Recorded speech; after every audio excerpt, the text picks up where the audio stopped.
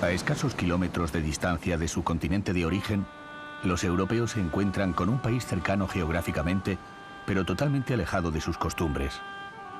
Adentrarse en él significa descubrir un mundo diferente que, bajo su color, oculta su auténtica fisonomía a la sorprendida mirada del viajero occidental.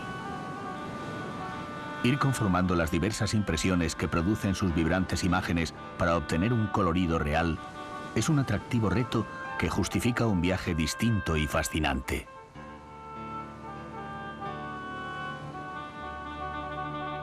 La luz, el color, la vida de sus calles y plazas, el encuentro con su peculiar cultura, provoca una atracción tan especial que hace que artistas como Matisse exclamen al descubrir Marruecos: existe aún el paraíso en la tierra.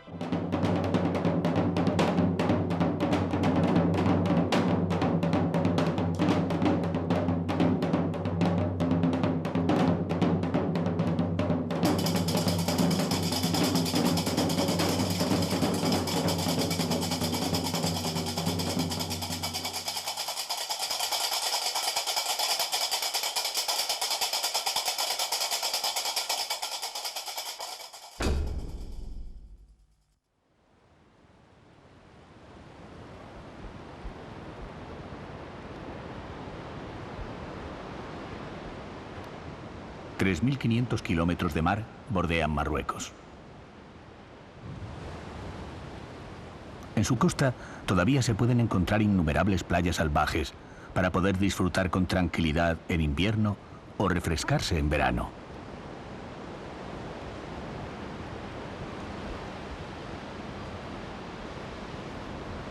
El mar tiene un significado especial para los países islámicos como Marruecos.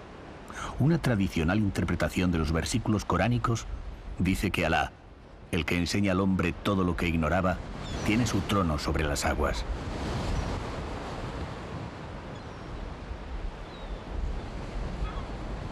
El mar une a los distintos confines de la tierra, se transforma en vía de comunicación, propicia un punto de encuentro entre civilizaciones y culturas.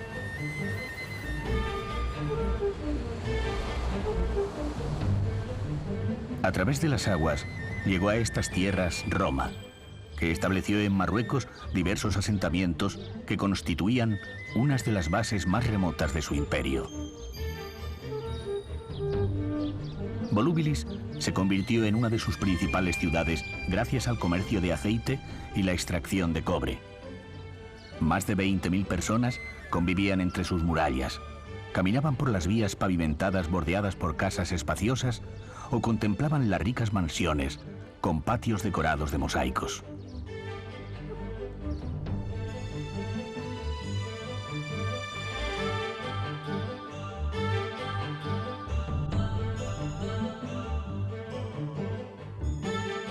Sus restos arqueológicos testimonian en la actualidad la grandeza de su pasado. Interesan no solo al especialista, sino también al curioso. Por medio de las columnas, los espacios, el colorido de sus mosaicos y de las esculturas, se puede rememorar y reconstruir ese mundo de arcos triunfales, grandes monumentos, emperadores, guerreros, mujeres, efebos. Un mundo de grandeza y esclavitud, de conquista y comercio.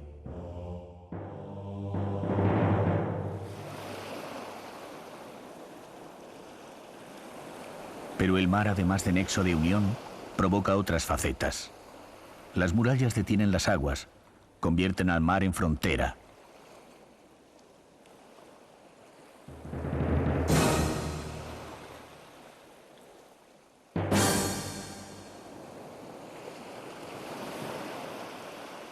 Las ciudades del suroeste atlántico de Marruecos, ricas en pesca, surgen como puntos de escala en la navegación atlántica.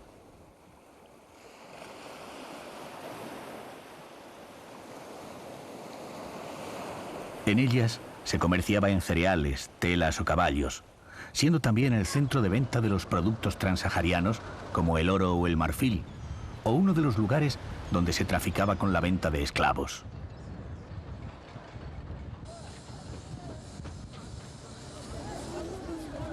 En Essaouira se establece, junto a los habitantes autóctonos, una próspera comunidad judía que desarrolla la economía y los negocios. Pero la riqueza provoca apetencias de control y dominio. Portugueses y musulmanes se establecen, crean y destruyen alternativamente ciudades, y las urbes agotadas de tanto desasosiego se encierran entre sus muros. Fortificaciones contra el constante asedio.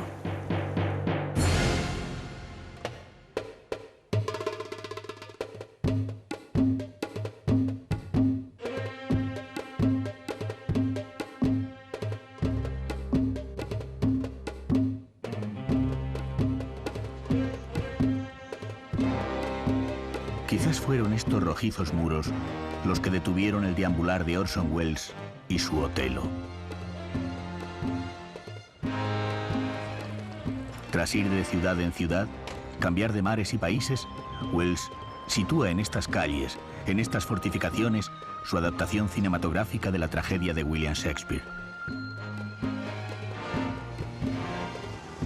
Como dice el cineasta André Bazin, Welles crea a partir de las piedras de Essaouira una arquitectura dramática, imaginativa, pero ataviada de todos los embrujos, todas las bellezas que solo puede poseer en la verdadera arquitectura la piedra natural patinada por siglos de viento y de sol.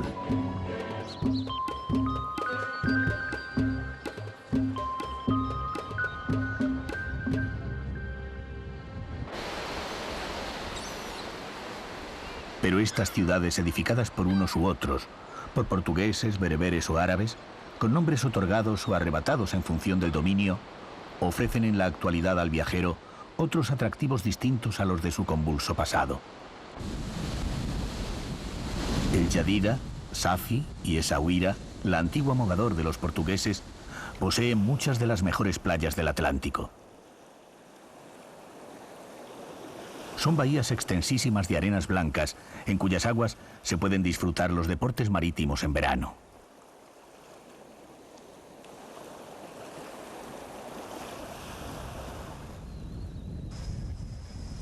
En sus pintorescos puertos, perdidos entre la amalgama de redes y colores y el continuo traqueteo de los pequeños barcos, se pueden comprar toda clase de pescados y mariscos, o consumirlos en los restaurantes que aprovisiona una de las flotas pesqueras más importantes del Atlántico.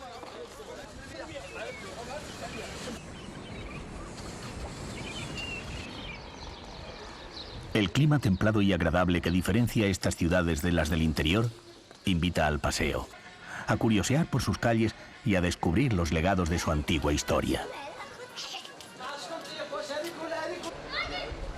En Essaouira, la ciudad blanca y azul refleja la confluencia de sus diferentes culturas.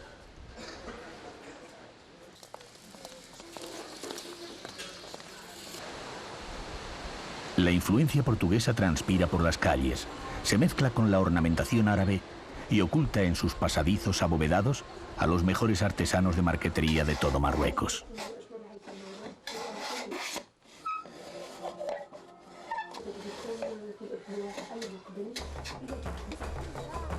Trabajan y tallan toda clase de maderas, desde cajitas a mesas, o las características caretas que indican otra influencia, la del sur, la que proviene de la más ancestral África. En la vecina Safi, los artesanos se han especializado en otra faceta.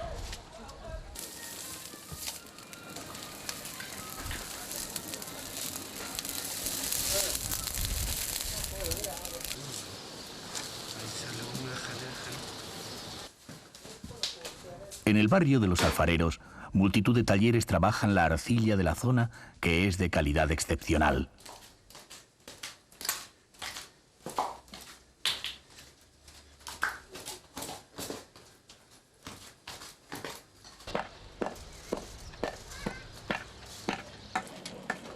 Se producen toda clase de objetos labrados y tejas.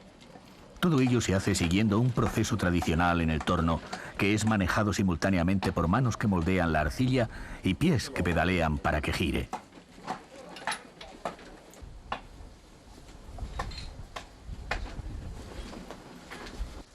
Los operarios, con su esfuerzo, han contribuido a que la alfarería de Safi haya adquirido fama internacional.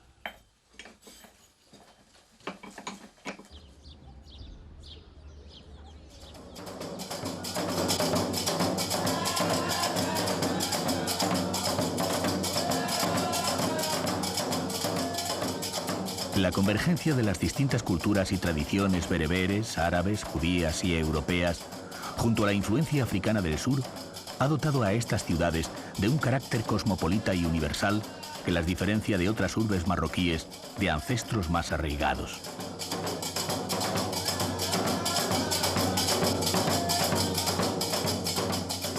No es de extrañar que durante los años 60 Essaouira se convirtiera en lugar de concentración del movimiento hippie, que todavía pervive en la ciudad, o que en la actualidad sea un centro importante de encuentro de artistas, lugar de peregrinación en busca de sensaciones nuevas y destino de viajeros de todo el mundo.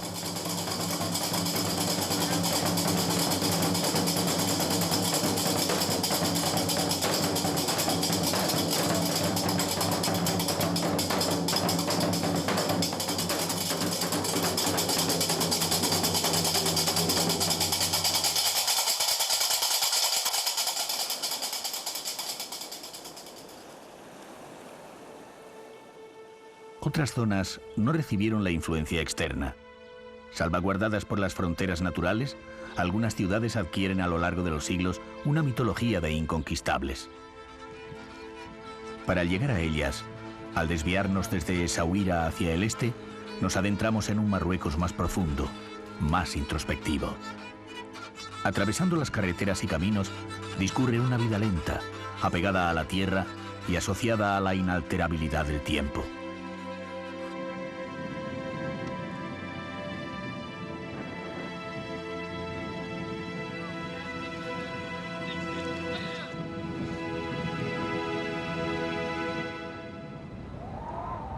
Solo los bosques de Argán rompen la monotonía de las llanuras. El argán es una especie endémica de Marruecos. De una vitalidad prodigiosa, sus hojas sirven de pasto para el ganado y de sus frutos se extrae un aceite anaranjado.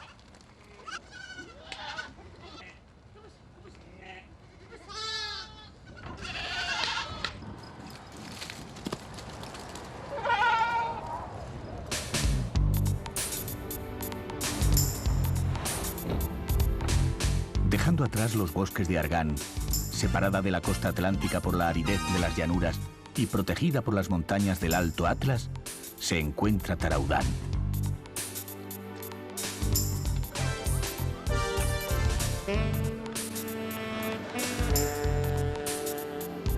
Ciudad rebelde durante gran parte de su pasado, Taraudán se replegó entre sus muros y desde su encierro resistió todo tipo de conquistas.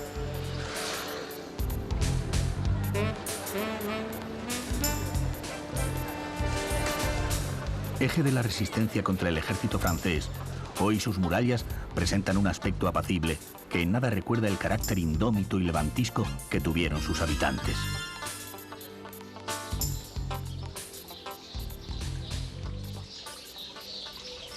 Porque Taraudán es paz.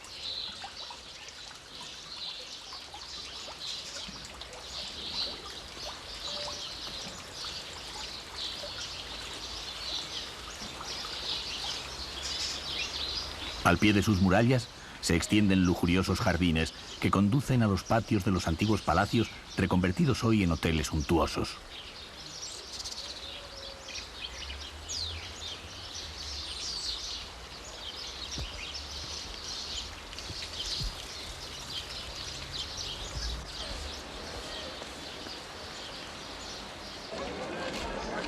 Centro del Valle del Sus, de gran riqueza agrícola y apartada de los circuitos turísticos tradicionales, la transformación no ha cambiado su carácter.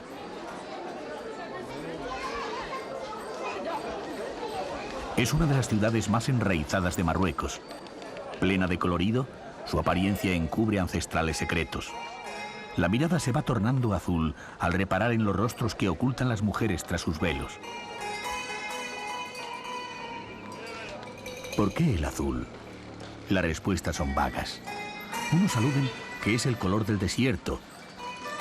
Otras versiones dicen que es la herencia del sultán azul que encabezó la lucha contra los franceses a comienzos de siglo. Sea como fuere, quizás solo lo sepan esas inaccesibles mujeres envueltas tras el misterio. Su visión produce sensaciones encontradas al viajero. La brillante impresión del colorido, el placer de saberse en un mundo distinto, despierta un sentimiento más sutil. La curiosidad por intentar comprender desde una mentalidad europea el por qué esas mujeres tienen que ocultar la expresión de sus emociones, su físico y sus sentimientos en rincones íntimos, casi clandestinos.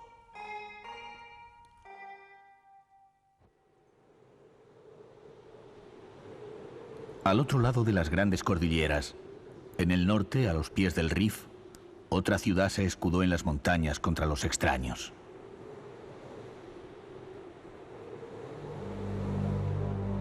Xauen, ciudad santa, estuvo prohibida hasta entrado el siglo XX para los cristianos.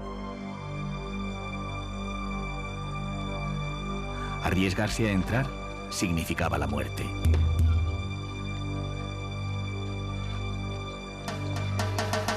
Dominio español durante el protectorado, se convirtió por su tenaz defensa en símbolo de la resistencia rifeña.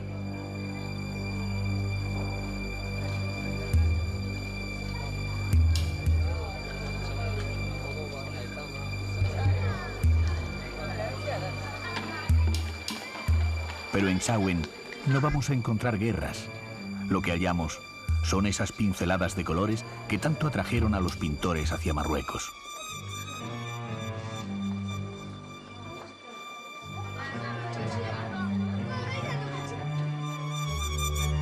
Esa luz tamizada y fundida con el azul.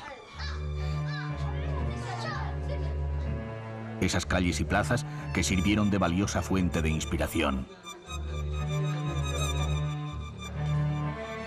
Encontramos la síntesis de lo que diversas ciudades, Tánger, Fez, Meknes, despertaron en los artistas europeos. Aquí está el azul de Matisse, la luminosidad de Delacroix, el colorido de Fortuny, como si la indómita Xauen, vedada durante tanto tiempo al viajero, hubiese querido, al no contar con su presencia física, aprehender su espíritu.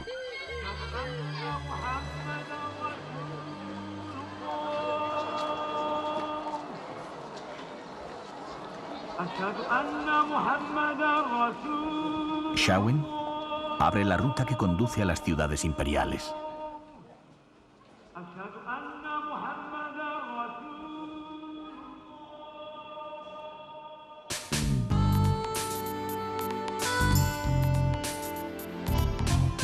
Aunque antes de la llegada de los árabes a Marruecos ya existían asentamientos bereberes. Son estos los que fundan las grandes ciudades desde las que podían gobernar de manera más efectiva.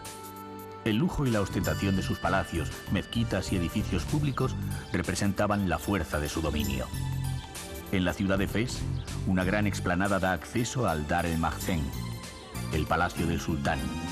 Su fachada, cuidadosamente trabajada, combina el blanco con las tejas sarracenas de color verde.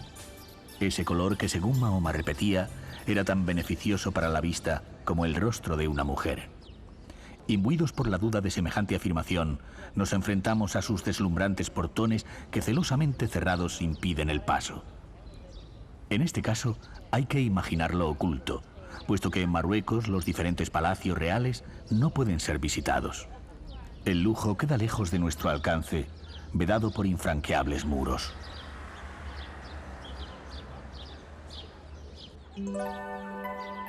Las ciudades imperiales constituyen un desafío a la imaginación. Antes de conocerlas, es difícil prever el hechizo, adivinar la variedad de sensaciones extremas que el viajero va a experimentar según hace su recorrido. Porque entrar en estas ciudades es sumergirse en un mundo diferente. En este universo cercado, la vida se convierte en espectáculo, lo cotidiano en exotismo. La esencia de Fez es la Medina.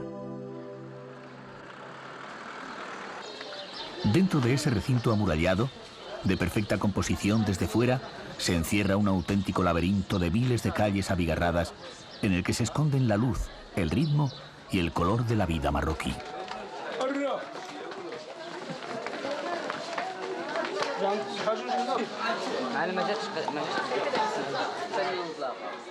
Cada rincón esconde una frenética actividad, cada esquina algo distinto.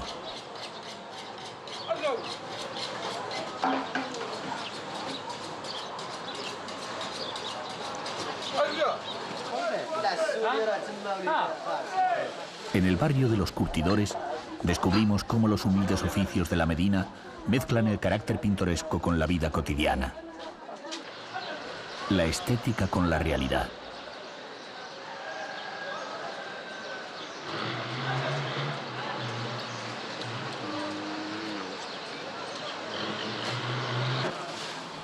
El proceso de curtido es muy laborioso.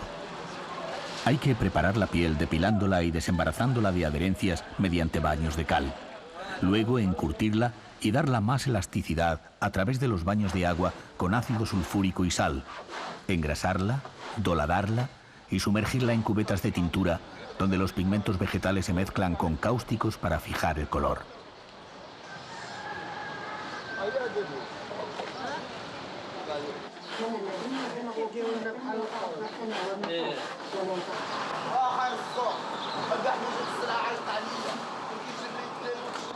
Se requiere gran pericia y grandes dosis de resistencia. El olor es fuerte y la actividad contaminante.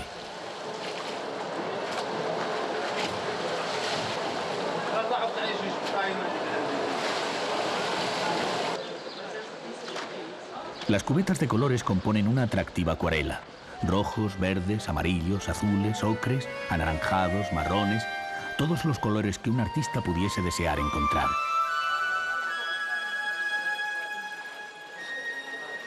Pero la acuarela conserva la transparencia. Bajo su llamativa estética no oculta la realidad de los colores de la vida, que compone atractivos cuadros pintados en cuya trama se vislumbran las duras y primitivas condiciones en las que se desarrolla una actividad que ha hecho que el cuero marroquí tenga renombre internacional.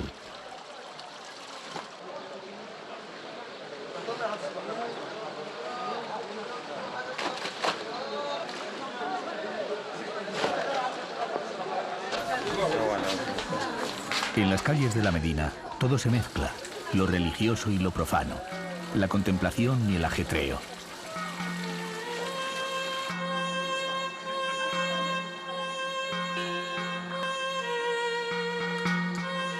Junto al santuario del fundador de la ciudad, terreno prohibido a los infieles, el Fondouk, donde se acogía en otros tiempos a los comerciantes foráneos. Estos hoteles reservaban una parte para establos y alojaban a sus huéspedes en las habitaciones altas que rodean el gran patio.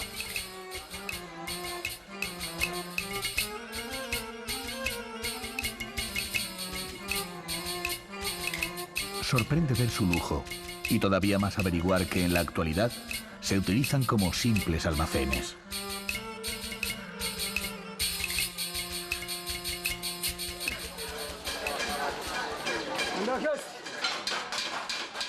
En Fez se dice que todas las calles convergen al final en la mezquita Qarawin, auténtico corazón de la ciudad.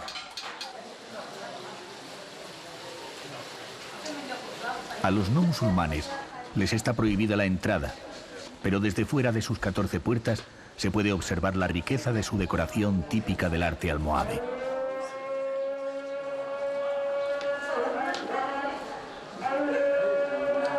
Arrebatada su jerarquía espacial, la Qarawin no pierde su orgullo. Sus espaldas albergan la universidad que se remonta al siglo X. Es más antigua que las de la Sorbona, Santiago o Salamanca, y tal jerarquía no puede ser conquistada. Durante siglos dispensó una enseñanza gratuita que comprendía materias como la religión, las ciencias, el derecho o la literatura. Llegó a tener más de 8.000 estudiantes en el siglo XIV. Constituida como uno de los pilares de la sabiduría, hoy estudian tras sus muros las mujeres y hombres del actual Magreb. Su biblioteca, de gran fama, posee una de las mayores y mejores colecciones de literatura islámica existentes en el mundo.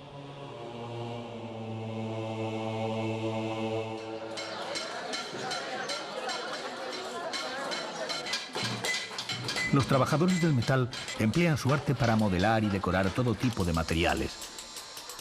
Hierro, bronce, cobre, latón, plata.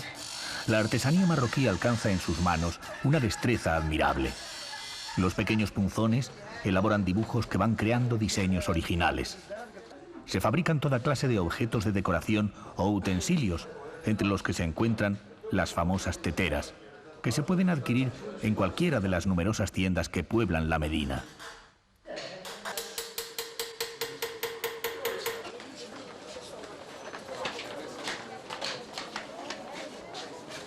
En cualquier calle, otro taller. Los niños comienzan a trabajar a temprana edad como aprendices.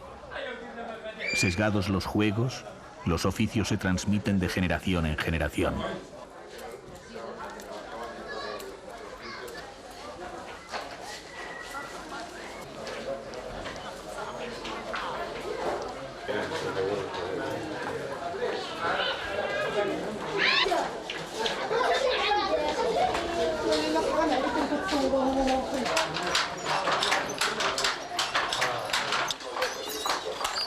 La Medina es impredecible.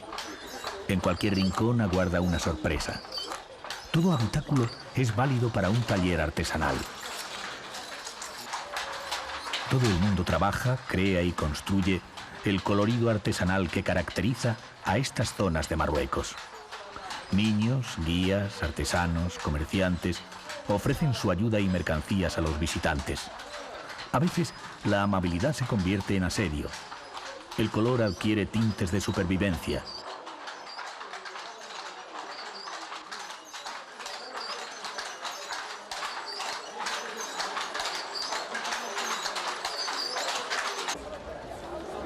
Tejidos, hilos, lanas, bordados, sedas. La industria textil marroquí es símbolo de su cultura.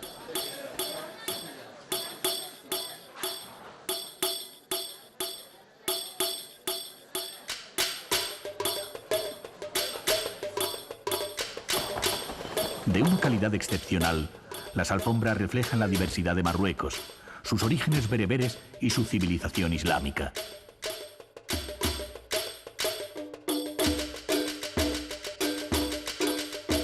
Fondos, dibujos y colores distinguen orgullosamente su lugar de procedencia. A través de ellos se puede determinar no solo la geografía de donde viene, sino también la tribu o familia que las ha confeccionado.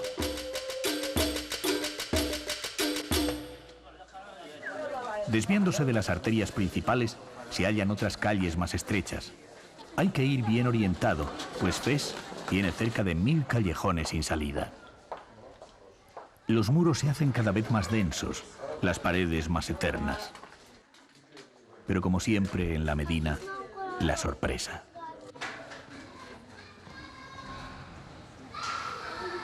Una puerta exterior muy discreta da paso a un mundo lujoso. La opacidad del exterior se transforma en fantasía.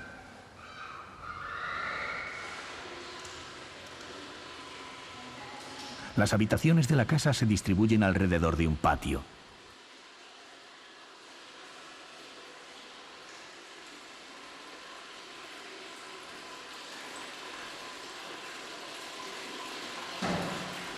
El conjunto desde el patio central hasta el tejado, acondicionado como una terraza, constituye un recinto perfecto, protegido del mundo exterior, y permite la climatización tanto en invierno como en verano.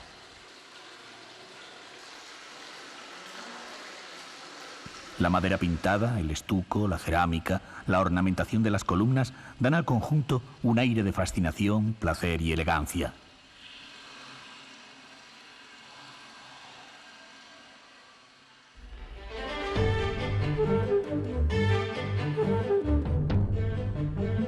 A 60 kilómetros al oeste de Fez se encuentra una de sus grandes oponentes, la ciudad de Meknès.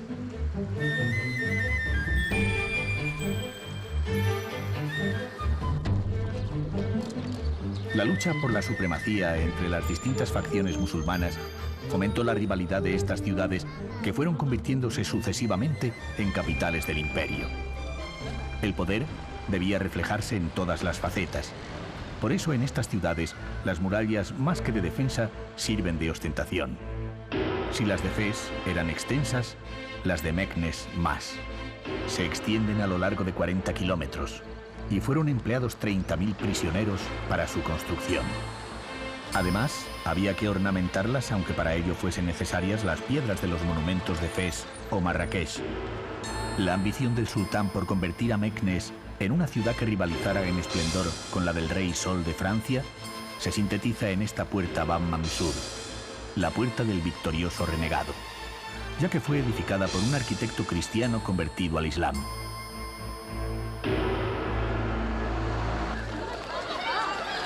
Olvidadas las ambiciones de antaño, que además fueron barridas por las ondas expansivas del terremoto del siglo XVIII, la vida de esta ciudad, que cuenta con universidad, parece concentrarse en la gran plaza que rodea la puerta.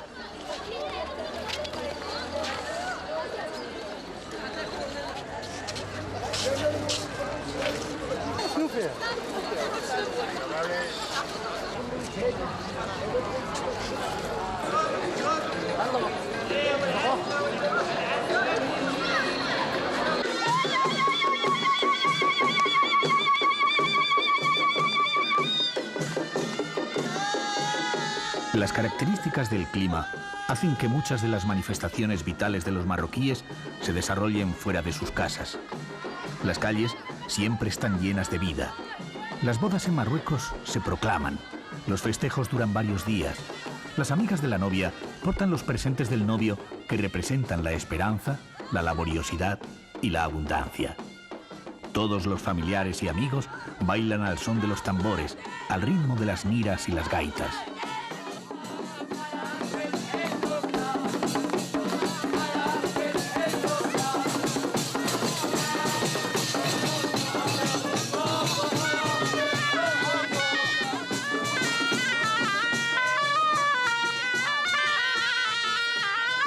Las medersas o escuelas coránicas propagan la enseñanza religiosa.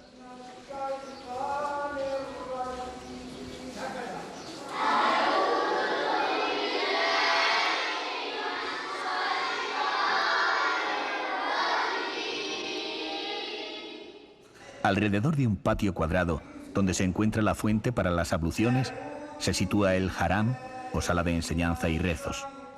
Los habitáculos superiores están destinados al alojamiento de los estudiantes. Como la religión musulmana prohíbe la representación figurativa, el arte islámico alcanza un alto grado de abstracción. Además de las formas geométricas, se escriben en los muros versículos del Corán. La escritura se embellece ante la necesidad de ser digna de la palabra divina. El arte se transforma en caligrafía.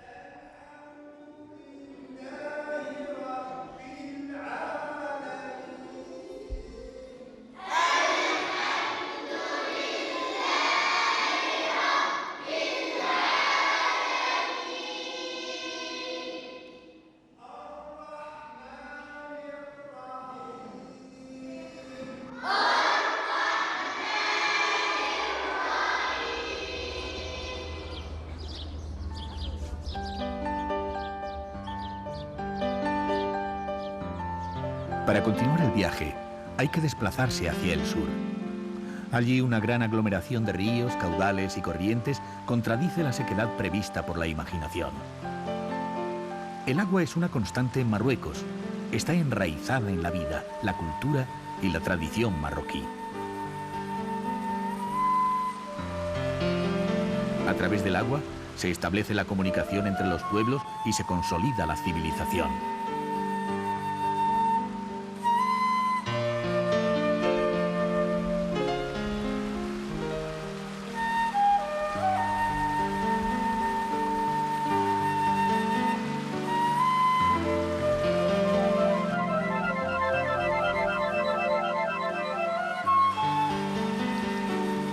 Por medio de las acequias y canales, el agua riega la tierra y proporciona la riqueza y la vida.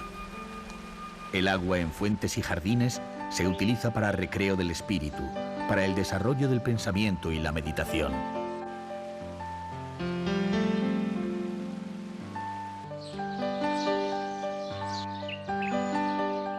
Un complicado sistema subterráneo de riego cambió la corriente de los ríos que bajaban de las montañas y crecieron los extensos palmerales y jardines que hoy caracterizan a Marrakech. El abastecimiento de agua permitió a la ciudad desarrollarse rápidamente y convertirse en centro de un poderoso imperio.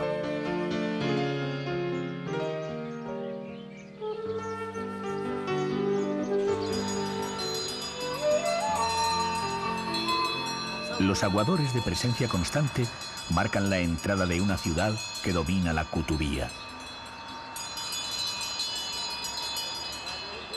Esta mezquita del siglo XII, en la actualidad en restauración, una de las más bellas del occidente musulmán, constituye el auténtico punto de partida para iniciar el recorrido por Marrakech.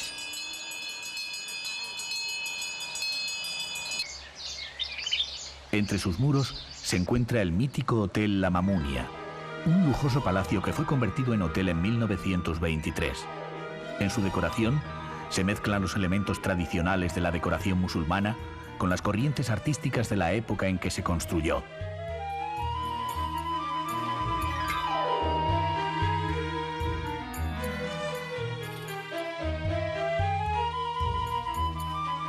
La síntesis es la fantasía de las 1001 noches que el viajero occidental había imaginado ver. Sinónimo de calidad y lujo, adquirió un carácter legendario que atrajo a famosos como Orson Welles, Rita Hayworth o el político Winston Churchill, que venía a cultivar aquí su afición oculta, la pintura.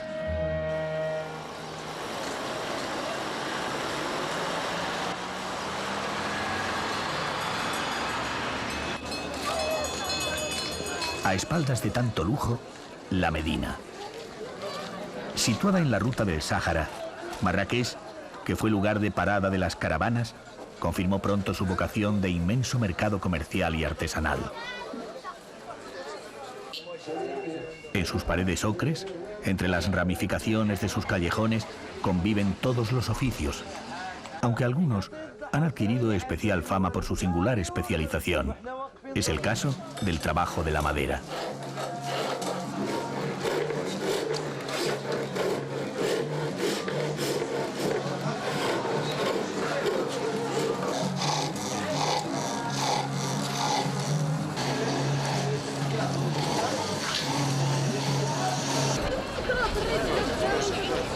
Pero el complicado laberinto lleva siempre a la misma salida.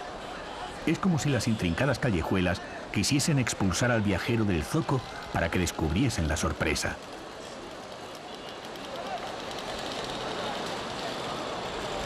La plaza de Jemaa el-Fna es el auténtico corazón de la ciudad, el lugar que irriga toda la vida. Su nombre significa reunión y era el tradicional punto de encuentro de los campesinos y los vendedores del Sus, del Alto Atlas y los provenientes del desierto.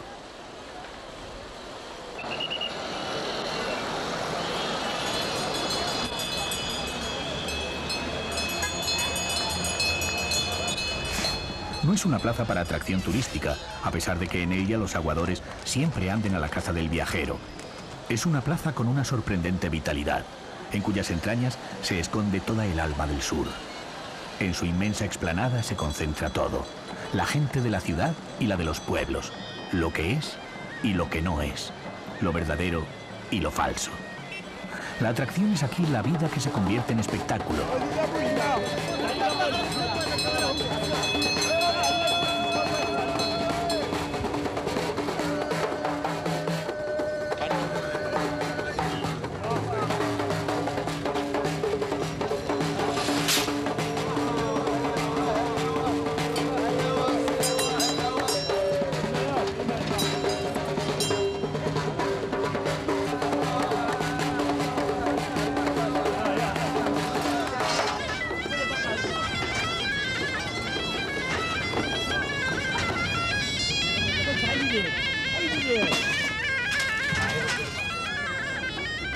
Comerciantes, titiriteros, danzarines, vendedores, narradores, encantadores de serpientes. Todo se exhibe, todo se ofrece. Cualquiera puede delimitar en la plaza su círculo imaginario, su alca, bendecido por un santo, y ahí comienza su territorio.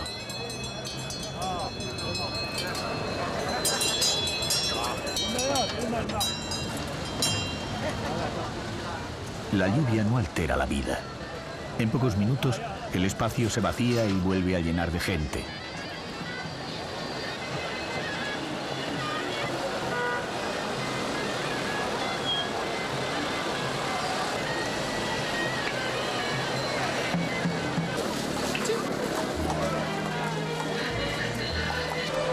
La oscuridad no acaba con el divertimento. Continúan las historias, los cuentos de las 1001 noches, los tesoros escondidos, los curiosos, los vagabundos, la venta de agua y los encantos.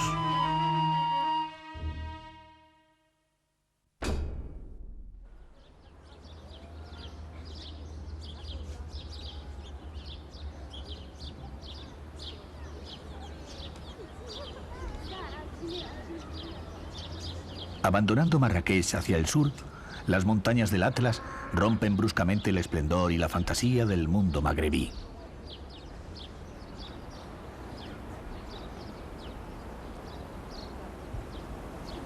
El estuco, la madera tallada, los arcos, quedan en el recuerdo para dar paso a enormes montañas de nieves perpetuas que el viajero es incapaz de predecir. Al otro lado de la montaña, la estación de esquí. A este, la contemplación.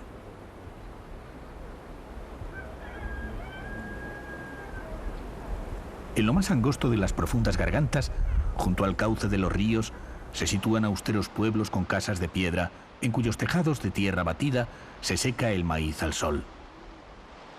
La geografía se convierte en protagonista, la naturaleza en centro de la estética. Es como si la belleza de las montañas hubiese ocultado el tiempo, lo hubiese detenido con sus altas barreras.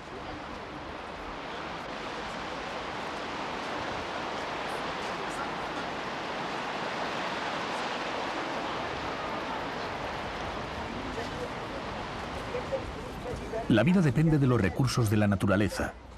La mujer bereber siempre ha llevado sobre su espalda gran parte del trabajo agrícola. Además del cuidado de la familia, pastorean la ganadería. El conocimiento de la naturaleza se produce cara a cara. En esta zona no hay velos que dificulten la acción.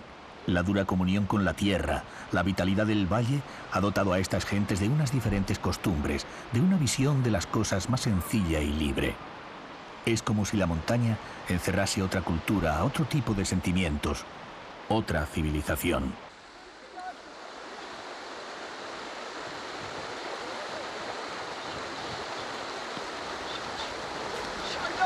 El rigor climático, la difícil supervivencia de sus habitantes, el color de la tierra, inducen a pensar que se abandona el universo mágico magrebí.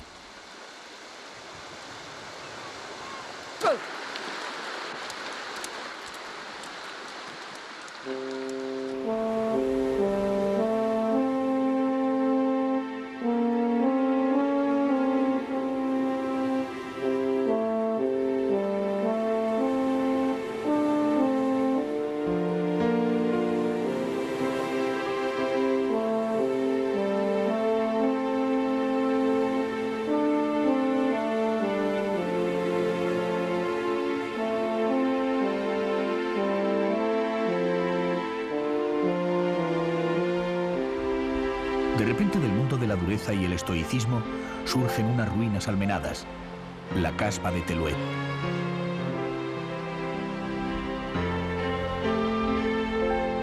Al cruzar la desvencijada puerta y atravesar unos pasillos de adobe que parecen no conducir a ninguna parte, entre restos de tronco y barro se descubren unas salas llenas de fantasía y voluptuosidad. Otra vez la pintura sobre la madera, las columnas y paredes recubiertas con cel-lix. Nuevamente el mundo de los sentidos, las formas y los colores. En medio de las ruinas, el destino solo ha querido proteger el harén. Del palacio del rey de los Glawa, la naturaleza ha querido preservar el lujo y la sensualidad de esas salas, donde aún respira el espíritu de las mujeres que las habitaban antes de ser desterradas al Gran Sur. Allí, como contrapunto, las mujeres ocultan su frente y barbilla tatuadas tras un haik negro. Color y sombra, lujo y ascetismo se suceden en Marruecos. En el sur las costumbres tienen más arraigos, más ancestros. Estamos en lo más profundo de Marruecos. Aquí los colores se quiebran. El impulso vive dentro. Imbuidas en la creencia de que la captación desde fuera de la expresión de su alma alterará su espíritu, las mujeres esconden su rostro a la mirada de cualquier desconocido.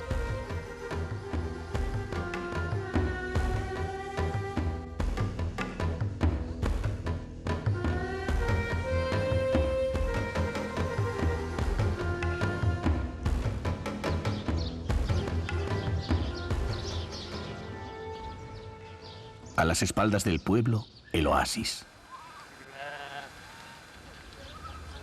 En su interior, los árboles frutales prodigan su sombra sobre el verde vivo de cereales y huertos. Y sobre ese color vivo, siempre el negro.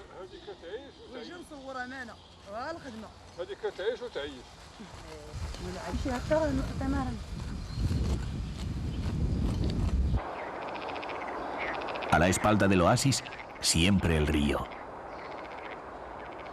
La tierra, a través del Draa, recupera la vida.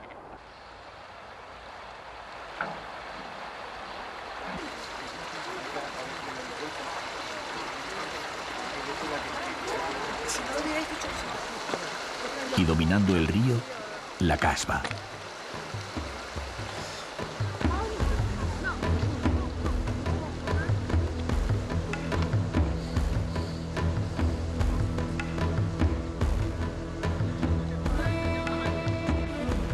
Desde fuera, es un pueblo fortificado, salpicado de torres en el que conviven las distintas familias. Pero desde más cerca, se percibe que es una impresionante construcción de barro mezclado con troncos de palmera.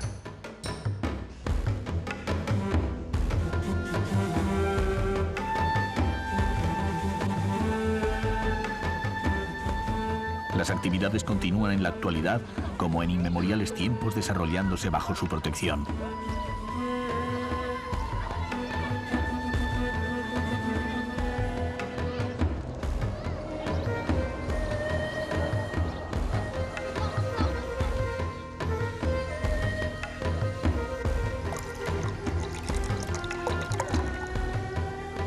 Las viviendas se encuentran a un lado y otro de los pasadizos. Los muros exteriores ciegos forman torres que sirven a su vez de granero.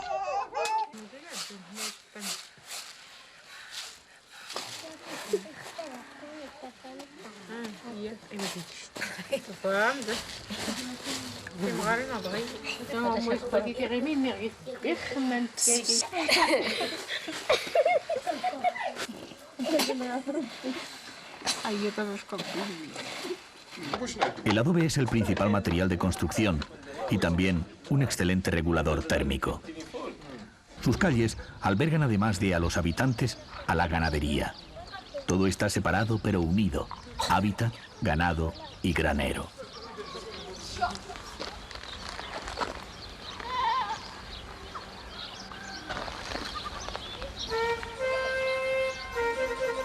En la actualidad, mucha de esta arquitectura de piedra seca o adobes tan poderosa, maciza y exenta de afectación se derrumba progresivamente por el paso del tiempo.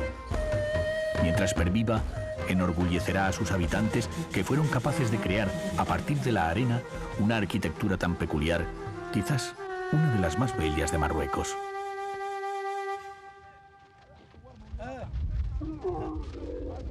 Marruecos es uno de los pocos países en los que todavía se puede esperar la aventura. Desde las últimas poblaciones del Draa se organizan expediciones que se adentran en el desierto.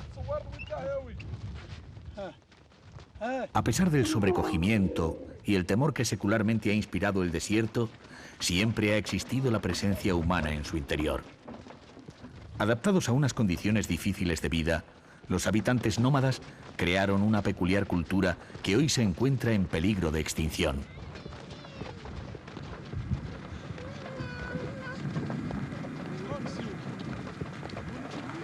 Una nueva realidad transformadora irrumpe fomentando el sedentarismo.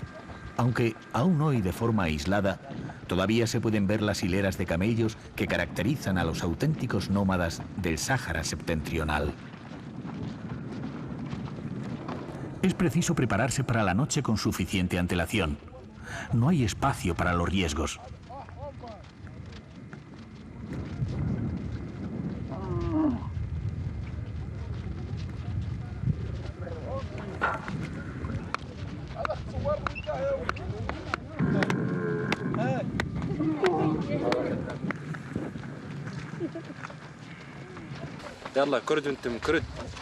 La tienda rápidamente montada se adapta al clima y es adecuada para los desplazamientos.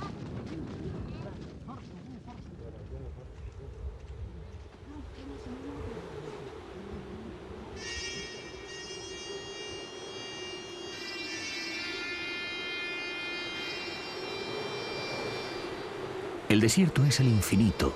En los oasis o en las casbah siempre existe un veto, un muro.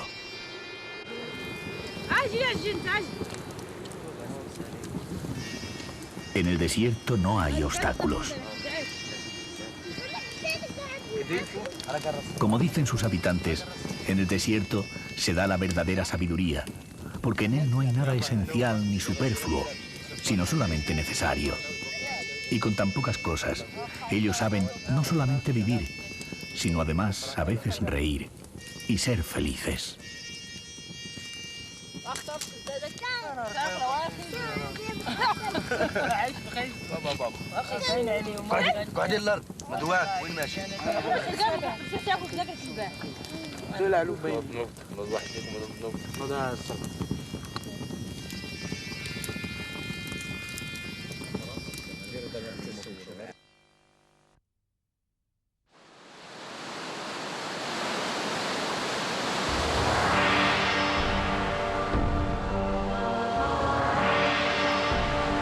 Y en el centro de la modernidad, la tradición.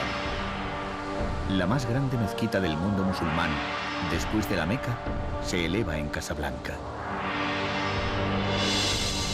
Inaugurada al fin de 1993, su torre o alminar tiene 175 metros de altura, lo que convierte a la mezquita en el edificio religioso más alto del mundo y en el de mayor tamaño de África.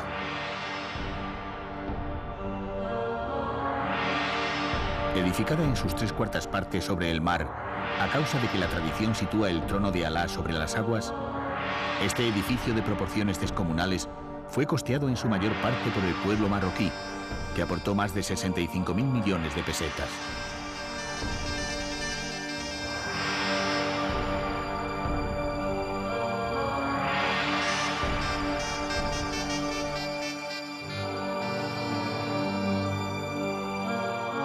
Empezada a construir en 1989, su arquitecto, el francés Michel Pinson, quiso dotar de la mayor grandiosidad a semejante obra. Todo en el edificio es desmesura. El conjunto se extiende por más de 20.000 metros cuadrados. Más de 25.000 fieles pueden orar bajo su estructura y más de 80.000 reunirse en la gran explanada que lo rodea. El conjunto fue decorado por los mejores artesanos de Marruecos, siguiendo el espíritu de la tradición. Cellics, mosaicos, motivos geométricos, madera pintada y esculpida, estucos. Todo se cuidó con precisos detalles.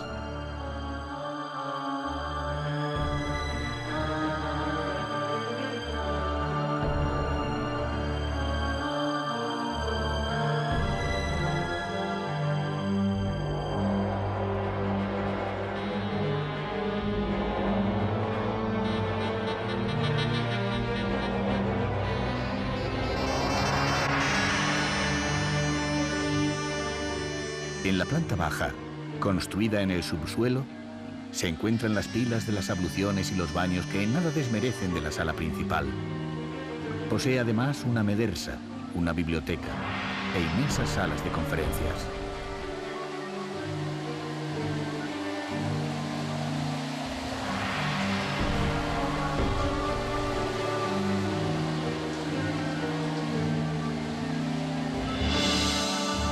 Se deseaba que tan suntuoso edificio fuese para África lo que representaba la Estatua de la Libertad para Norteamérica.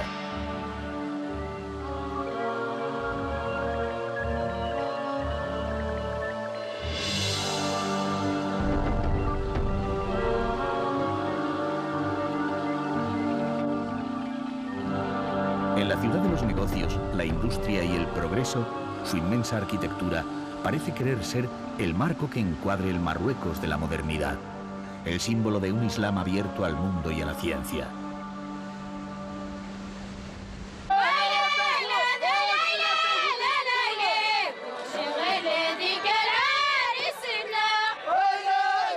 Los Musem son grandes reuniones populares que congregan a distintos grupos bereberes y árabes.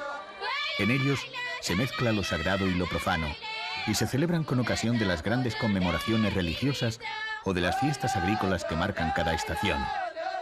Expresión profunda y auténtica de la vida rural, también se representan en distintas ciudades como medio de atracción para los diversos visitantes.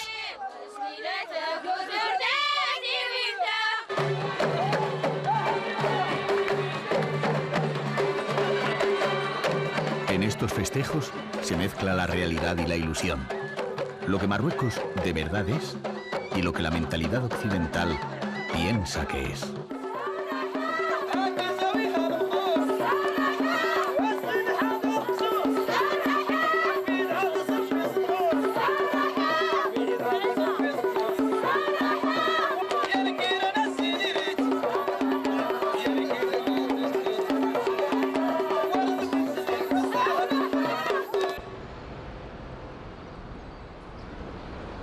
Marruecos aparenta debatirse entre su grandioso pasado y el dilema de un presente de complicada solución.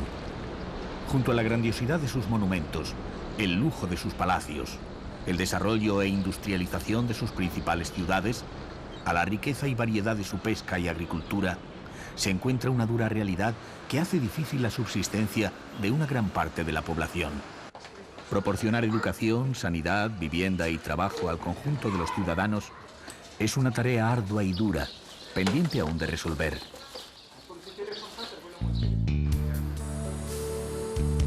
El universo mágico tiene zonas de oscuridad. Las luces y las sombras se entremezclan en su espacio. Al final del recorrido, se percibe que, a diferencia de lo que proclamaba Matisse, Marruecos no es un paraíso. En los paraísos, el tiempo está detenido. Todo está determinado, no cabe lo imprevisto. Y en Marruecos el tiempo, afortunadamente, fluye sin parar.